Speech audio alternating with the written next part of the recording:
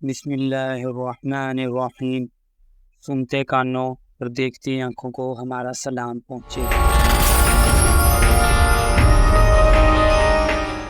بسم اللہ الرحمن الرحیم۔ سنتے کانوں اور دیکھتی آنکھوں کو ہمارا سلام پہنچے۔ آج جس شخصیت کے بارے میں ہم گفتگو کرنے جا رہے ہیں ان سب کے کارناموں سے آپ بہت ہی بخوبی طور پر واقف ہیں۔ پاکستان کے ہمسایہ ملک ایران میں ان کے نام پر پی ایچ ڈی کی ڈگری دی جاتی ہے۔ انہوں نے تمام عالم اسلام اور بالخصوص مسلمانان بر صغیر پاک و ہند میں اپنی شاعری سے ایک نئی روح بیدار کر دی۔ جی ہاں ناظرین، آج ہم کسی اور کے بارے میں نہیں بلکہ شاعر مشرق حکیم الامت ڈاکٹر علامہ محمد اقبال رحمۃ اللہ علیہ کے بارے میں گفتگو کرنے جا رہے ہیں۔ سوچا بھی ہے اے مرد مسلماں کبھی تو نے کیا چیز ہے فولاد کی شمشیر جگردار؟ اس بیت کا یہ مصرع اول ہے کہ جس میں پوشیدہ چلے آتے ہیں توحید کے اسرار۔ اللہ کرے تجھ کو عطا فقر کی تلوار، قبضے میں یہ تلوار بھی آ جائے تو مومن یا خالد جاں باز ہے یا حیدر کرار۔ آپ رحمۃ اللہ علیہ کی پیدائش 9 نومبر 1877 کو شہر سیالکوٹ میں ہوئی۔ آپ کے والد محترم شیخ نور محمد نہایت متقی اور پرہیزگار انسان تھے۔ آپ کی والدہ امام بی بی بھی بہت پرہیزگار خاتون تھیں۔ آپ کشمیری خاندان سے تعلق رکھتے تھے۔ کچھ تاریخ دانوں کے مطابق آپ کے آباء و اجداد قادیانی تھے۔ آپ کی ابتدائی تربیت ایک دینی مدرسے سے ہوئی، جس کے بعد آپ رحمۃ اللہ علیہ کو سیالکوٹ کے مشن ہائی اسکول میں داخل کروا دیا گیا، جہاں آپ کو سید میر حسن جیسے اساتذہ ملے۔ انہوں نے آپ رحمۃ اللہ علیہ کی دینی تربیت کی اور آپ میں مذہبی ذوق بیدار کیا۔ آپ نے میٹرک کا امتحان مشن ہائی اسکول سے ہی پاس کیا۔ اس کے بعد آپ مرے کالج سیالکوٹ میں داخل ہوئے، جہاں سے آپ نے ایف اے کا امتحان پاس کیا اور بی اے آپ رحمۃ اللہ علیہ نے گورنمنٹ کالج لاہور سے کیا اور پنجاب بھر میں اول آئے۔ گورنمنٹ کالج لاہور میں آپ کو پروفیسر آرنلڈ جیسے استاد سے استفادہ کرنے کا موقع ملا۔ گورنمنٹ کالج لاہور ہی سے آپ نے ایم اے کا امتحان پاس کیا۔ اقبال رحمۃ اللہ علیہ کی شاعری کو 3 ادوار میں تقسیم کیا جاتا ہے۔ ان کی شاعری کا پہلا دور 1901 سے لے کر 1905 تک ہے، جس دور میں اقبال ایک وطن پرست اور فطرت کے شاعر کے طور پر نمایاں ہوئے۔ دوسرا دور 1905 سے 1908 کا ہے، جب وہ یورپ میں تعلیم کے لیے موجود تھے۔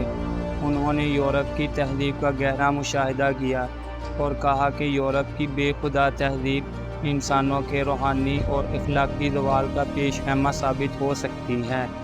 اور ان کی شاعری کا تیسرا دور 1908 کے بعد شروع ہوتا ہے۔ اس دور میں شاعر ایک پیغام برقع روپ دھار لیتی ہے، شکوک پر یقین غالب آ جاتا ہے اور شاعری نہیں رہتی بلکہ ساحری بن جاتی ہے۔ آپ کا سب سے پہلا شعر جو سب سے زیادہ مشہور ہوا وہ یہ تھا: موتی سمجھ کے شان کریمی نے چن لیے، موتی سمجھ کے شان کریمی نے چن لیے، قطرے جو تھے میرے عرق انفعال کے۔ آپ رحمۃ اللہ علیہ اپنی جوانی میں لکھی گئی شاعری استاد داغ دہلوی کو بیچتے تھے۔ استاد داغ دہلوی آخری مغل بہادر شاہ ظفر کے پوتے تھے، جو 1831 کو پیدا ہوئے اور 1905 میں وفات پائی۔ آپ ایم اے کرنے کے بعد آپ نے کچھ عرصہ اورینٹل کالج اور پھر گورنمنٹ کالج لاہور میں پروفیسر رہے۔ اس کے بعد اعلیٰ تعلیم کے حصول کے لیے 1905 میں انگلستان روانہ ہوئے۔ وہاں کیمبرج یونیورسٹی سے بارٹ لا کی ڈگری حاصل کی اور پھر جرمنی کی میونخ یونیورسٹی سے پی ایچ ڈی کی ڈگری حاصل کر کے آپ رحمۃ اللہ علیہ 1908 میں وطن واپس آ گئے۔ آپ رحمۃ اللہ علیہ کو اپنے استاد آرنلڈ سے بے انتہا محبت تھی۔ جب آپ رحمۃ اللہ علیہ کو پروفیسر آرنلڈ کے انتقال کی خبر ملی تو آپ نے بے ساختہ یہ الفاظ ادا کیے: آج اقبال اپنے ایک عظیم دوست اور مشفق استاد سے محروم ہو گیا۔ آپ رحمۃ اللہ علیہ ابتدا ہی سے بہت سی انفرادی خوبیوں کے مالک تھے۔ ایک مرتبہ مدرسے میں دیر سے پہنچے۔ استاد صاحب نے دیر سے آنے کی وجہ پوچھی تو جواب دیا، اقبال ہمیشہ دیر سے ہی آتا ہے۔ علامہ اقبال رحمۃ اللہ علیہ انجمن حمایت اسلام کے صدر رہے اور بڑی خوبی سے اس کے اداروں کو چلاتے رہے۔ علاوہ ازیں آپ پنجاب لیجسلیٹو ایسوسی ایشن کے رکن اور پنجاب مسلم لیگ کے صدر بھی رہے۔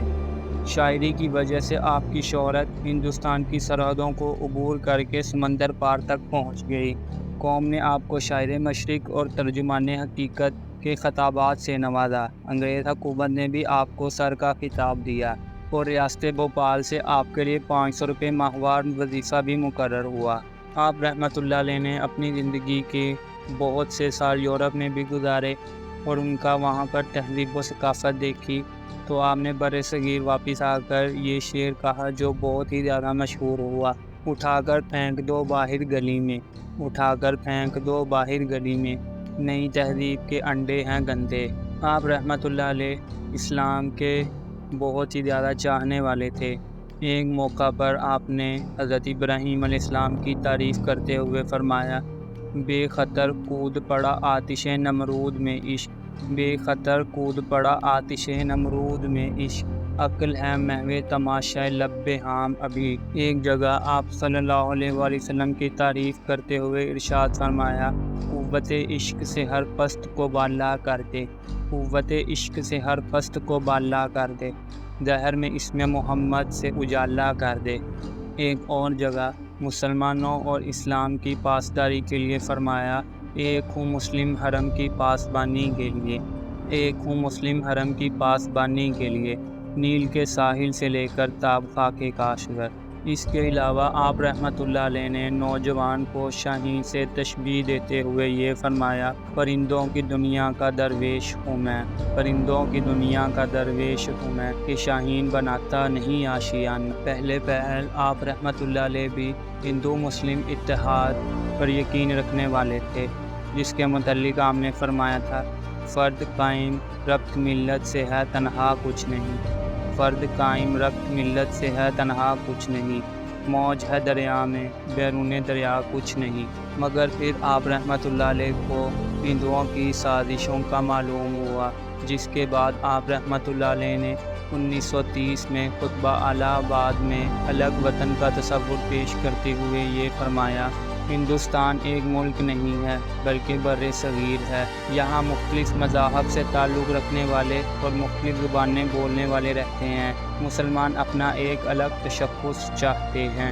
علامہ اقبال رحمۃ اللہ علیہ نے اپنی شاعری میں قوم کو دعوت عمل دی ہے اور ان کا ہر ایک شعر اپنے اندر قارئین کے لیے نیا جذبہ لیے ہوئے ہے۔